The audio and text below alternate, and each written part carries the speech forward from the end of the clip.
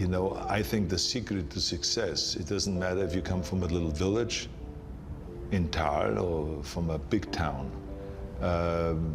There's one thing that you have to do, and that is you have to first of all work your ass off.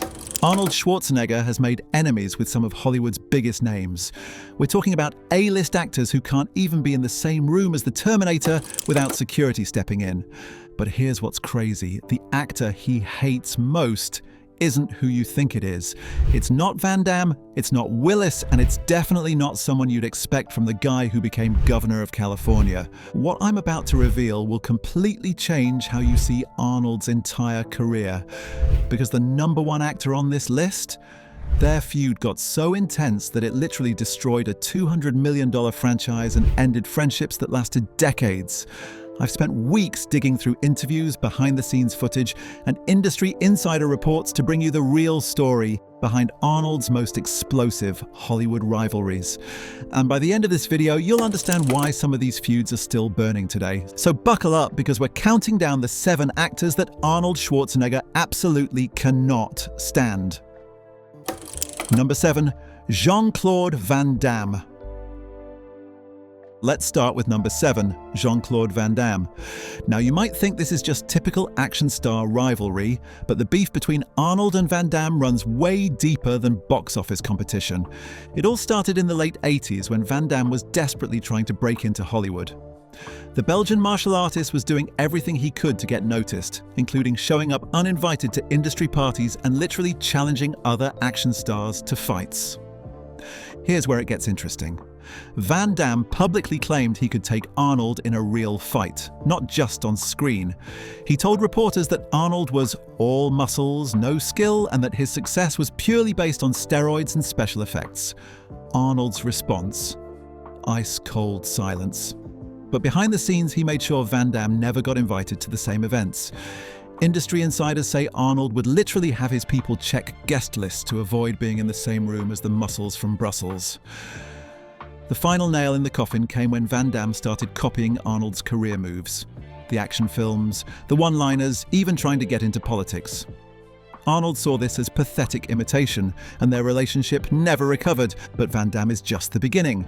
Wait until you see who made Arnold so angry that he refused to work with an entire studio.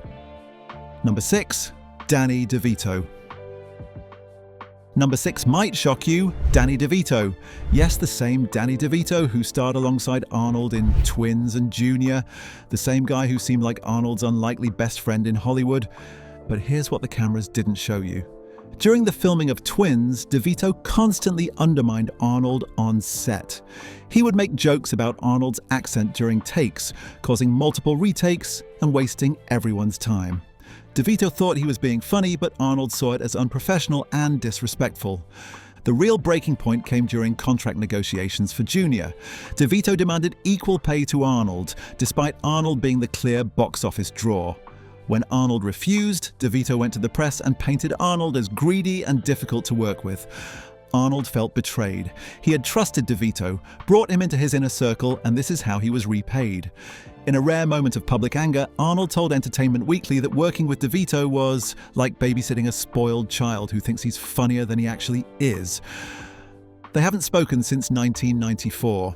When asked about a potential Twins sequel, Arnold's response is always the same: not with him. But if you think that's brutal, wait until you hear about the action star who tried to sabotage Arnold's biggest movie. Number 5, Steven Seagal. Coming in at number 5, Steven Seagal. The feud between Arnold and Seagal is legendary in Hollywood circles, and it all started with one man's massive ego.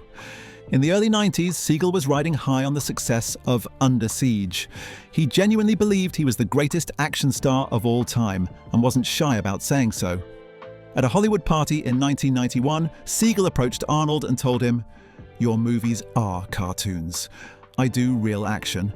Arnold laughed it off, but Seagal wasn't done. He started spreading rumors that Arnold used stunt doubles for everything and that his physique was all show, no go. Seagal claimed he could beat Arnold in a real fight because he had actual martial arts training. Here's where Arnold showed his ruthless side. Instead of engaging publicly, he used his industry connections to quietly sabotage Seagal's career. Arnold had relationships with every major studio head, and he made it clear that any project involving Seagal wouldn't get his support or participation. The final blow came when Seagal was considered for the villain role in Eraser. Arnold personally vetoed the casting, telling the director, "I won't share screen time with that fraud." Seagal's career never recovered from being blacklisted by Arnold's inner circle. By the late 90s, he was relegated to direct-to-video movies while Arnold continued dominating the box office. But Seagal's ego is nothing compared to the Oscar winner who made Arnold's life hell for an entire decade. Number 4, Kevin Costner. Number 4 is Kevin Costner, and this feud nearly destroyed both their careers. The bad blood started in 1991 when both actors were considered for the lead role in JFK. Oliver Stone ultimately chose Costner, but not before Arnold had already started preparing for the role, including hiring dialect coaches and studying Kennedy assassination footage. When Costner got the part, he couldn't resist taking shots at Arnold in interviews. He told Rolling Stone that Arnold lacks the intellectual depth for serious dramatic roles and that action stars should stick to what they know. Arnold was furious. He had been trying to transition into more serious roles, and Costner's comments felt like a deliberate attempt to keep him boxed into the action genre. The feud escalated when both actors were offered the lead in The Bodyguard. Arnold turned it down, thinking it was beneath him, but when Costner took the role and it became a massive hit, Arnold realized his mistake. Here's where it gets petty. Arnold started showing up to the same Hollywood events as Costner, always making sure to upstage him. If Costner arrived in a limo, Arnold would arrive in a helicopter. If Costner brought one date, Arnold would bring 3. The final straw came at the 1992 Academy Awards. Costner was nominated for JFK, and Arnold made sure to sit directly behind him. Every time the camera showed Costner, Arnold would lean forward and whisper comments that made Costner visibly uncomfortable. Industry insiders say their feud became so toxic that studios started avoiding projects that might involve both actors. But this is nothing compared to the comedy legend who made Arnold question his entire career. Number 3, Eddie Murphy. Number 3 is Eddie Murphy, and their feud almost killed the biggest comedy franchise of the 80s. The trouble started when both actors were attached to star in Twins. Originally, the concept was Arnold and Eddie Murphy as unlikely brothers separated at birth. Murphy was excited about the project and had already started developing his character. But then Arnold made a power play. He went directly to the studio and demanded that Murphy be replaced with someone more believable as his twin brother. Arnold felt that Murphy's comedy style would overshadow the physical comedy that made the concept work. The studio sided with Arnold, and Murphy was unceremoniously dropped from the project. Danny DeVito was brought in as his replacement, which makes Arnold's later feud with DeVito even more ironic.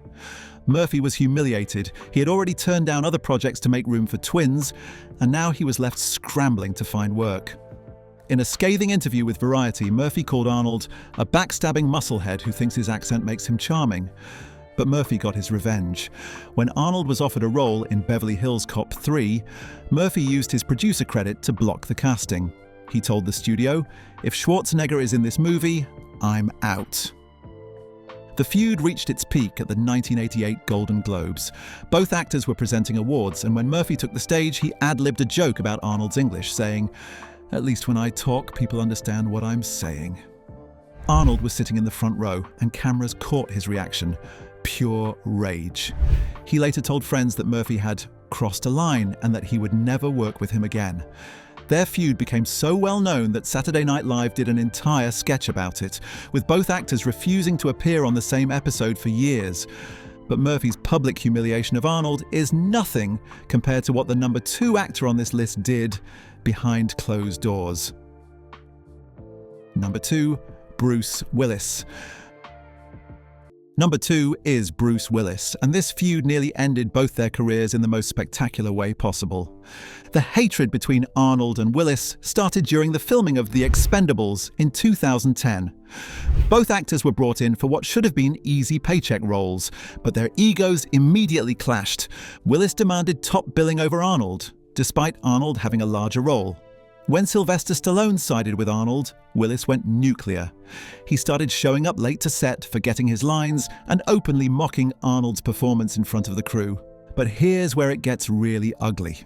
Willis discovered that Arnold was being paid $5 million for his role, while Willis was only getting $3 million. Instead of negotiating privately, Willis confronted Arnold in front of the entire cast and crew. "You think you're worth more than me because you were governor?" Willis screamed. "You're a washed-up bodybuilder who can't act." Arnold's response was ice cold. "At least I didn't destroy my career with straight-to-video garbage." The confrontation got so heated that security had to separate them. Stallone later said it was the most uncomfortable moment he'd ever experienced on a film set. But Willis wasn't done. He started a whisper campaign against Arnold, telling other actors that Arnold was impossible to work with and living in the past. Willis used his connections to get Arnold dropped from several potential projects. Arnold fought back by having his publicist leak stories about Willis's unprofessional behavior. Soon, every entertainment blog was covering their feud, with both actors looking petty and difficult. The final blow came when Willis was offered a role in Terminator: Dark Fate. Arnold, who had producer credits, made it clear that Willis would never be part of the Terminator franchise. Willis publicly called Arnold a vindictive has-been and swore he would never work with him again. Their feud became so toxic that it affected other actors' willingness to work with either of them. But even Bruce Willis's public warfare pales in comparison to the #1 actor who made Arnold's life a living hell. Number 1, Sylvester Stallone. And the #1 actor that Arnold Schwarzenegger hates most is Sylvester Stallone. I know what you're thinking. Didn't they become friends? Didn't they bury the hatchet? That's exactly what they want you to believe. But the truth is, their rivalry never really ended. It just went underground. The feud started in the early 80s when both actors were competing for the same action movie roles. But it wasn't just professional jealousy. It was personal destruction on a level Hollywood had never seen. Stallone was already established with Rocky and Rambo when Arnold burst onto the scene with Conan and The Terminator. Stallone saw Arnold as a threat to his dominance and decided to destroy him before he could gain momentum. Here's what Stallone did. He started a rumor that Arnold was using performance-enhancing drugs not just for bodybuilding, but to enhance his on-screen presence. Stallone told studio executives that Arnold was chemically enhanced and unreliable for long-term franchises. Arnold discovered this betrayal through a mutual friend and was devastated. He had looked up to Stallone as a fellow outsider who had made it in Hollywood. To be stabbed in the back by someone he respected was crushing. But Arnold's revenge was masterful. He started outbidding Stallone for every major action script in Hollywood. If Stallone wanted a project, Arnold would offer more money, better terms, whatever it took to steal it away. The most famous example was Terminator 2. Stallone was actually considered for the role of the T-1000, but Arnold made sure he got both the starring role and producer credits, effectively blocking Stallone from the entire franchise. Their psychological warfare reached insane levels. They would show up at the same gym and try to outlift each other. They would attend the same Hollywood parties and compete for attention. They even started dating similar women just to one-up each other. The breaking point came in 1993 when both actors were offered roles in Demolition Man. The original script had them as co-leads, two cops from different eras forced to work together. It should have been the perfect vehicle to capitalize on their rivalry. But Arnold read the script and realized that Stallone's character was written as the clear hero, while Arnold's character was more of a sidekick. He felt like Stallone had manipulated the writers to favor his role. Arnold dropped out of the project, but not before leaking details about Stallone's demands to the press. He revealed that Stallone had insisted on script changes that made his character more sympathetic and Arnold's character more villainous. Stallone was furious that Arnold had exposed their private negotiations. He told Entertainment Weekly that Arnold was a backstabbing politician who can't be trusted. The feud got so bad that it started affecting their box office performance. Audiences were tired of their petty rivalry, and both actors saw their careers decline in the mid-90s. Here's the part they don't want you to know. Their public reconciliation in the 2000s was completely fake. It was orchestrated by their mutual publicist, who convinced them that their feud was hurting both their careers. They agreed to appear friendly in public, but behind the scenes, nothing changed. When they worked together on The Expendables, Crew members reported constant tension. They would only communicate through intermediaries and refuse to be in the same trailer area. The final proof that their hatred is real? Arnold has never once mentioned Stallone in his autobiography. Not once. For someone who supposedly buried the hatchet with his greatest rival, that silence speaks volumes. Even today, industry insiders say that Arnold and Stallone only tolerate each other for business reasons. Their wives are friends, their kids get along, but the two men still can't stand to be in the same room together. The rivalry that started as professional competition became personal destruction. And despite what they want you to believe, it never really ended. So there you have it. The 7 actors that Arnold Schwarzenegger truly cannot stand. From Van Damme's desperate attention-seeking to Stallone's decades-long psychological warfare, these feuds show us the dark side of Hollywood's biggest egos. The craziest part? Most of these rivalries are still active today. Arnold might be in his 70s, but he never forgets a betrayal. What do you think? Did any of these feuds surprise you? Let me know in the comments which rivalry shocked you the most. We are committed to releasing 2 videos a week. Like, share, subscribe, and hit the bell icon for more film lore.